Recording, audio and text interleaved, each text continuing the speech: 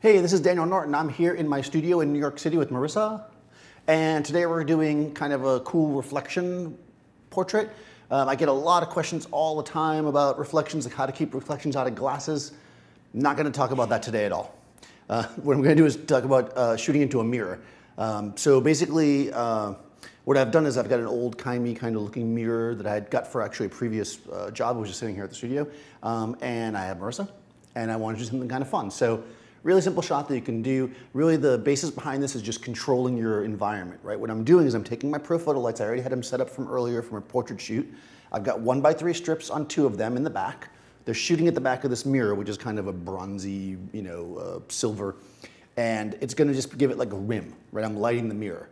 I've got them behind the mirror. That's the simplest way to do it, to not get a reflection from those lights in the mirror, right? So I'm just making it easy for myself. And I've got it set to kind of give me kind of a nice highlight, right? A nice kind of pop and give me almost like a silhouette of the mirror, and light the little box that it's on as well. Then I've got Marisa over here. She's being lit with the Beauty dish with a grid on it.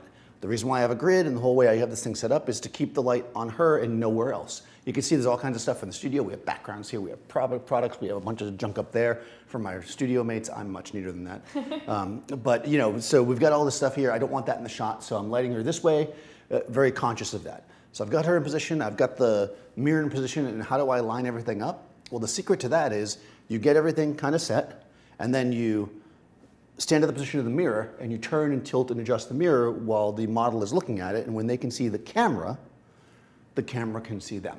That's how mirrors work. It's really simple. Boom, boom, the angle, right? So once we have that in place, we know it's going to be good. I've already done a quick test for exposure. It looks pretty good, but let me take one for you guys. I have the X1D, the Hasselblad X1D here with the 90mm Profoto remote on top. I am tethered into Focus, which is their software, and I'm going to basically focus. I am using manual focus for this, so I'm just going to focus it in. I think it's just easier when you're in a mirror to do that. And let's see. That looks pretty good. Here we go. Nice. I'm going to take a quick look for exposure, which is always a good practice. And I can see actually too that her face is slightly off center from where we want it. So we're going to want to adjust there. So we can see here that she's got, and also I'm a little bit focused behind her. So we can see here that the side of her face is a little bit dark. I'm going to have her turn a little bit more towards the light. So let's do it. Turn a little bit more towards the light, just a little bit. Yep. Let me get my focus. Good. Good. One more quick check. Yeah, that's basically it. That's what I want. Nice and simple, crisp, nice light on her. Everything is good. You could make a more elaborate lighting on her if you really wanted to, but I kind of like this. I think it echoes the mirror a bit. What I do want to do though, just to change up the look of her face, I'm going to have her move first away from the light a little bit, your face rather. Yep, good. Focusing, here we go. Okay, one more, a little bit further. Good.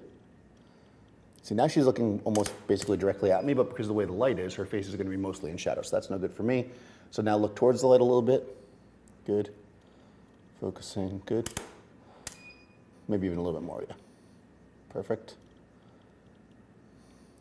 And for me personally, even though now this has nice light on her face, she's probably looking a little bit further away than I want her to look.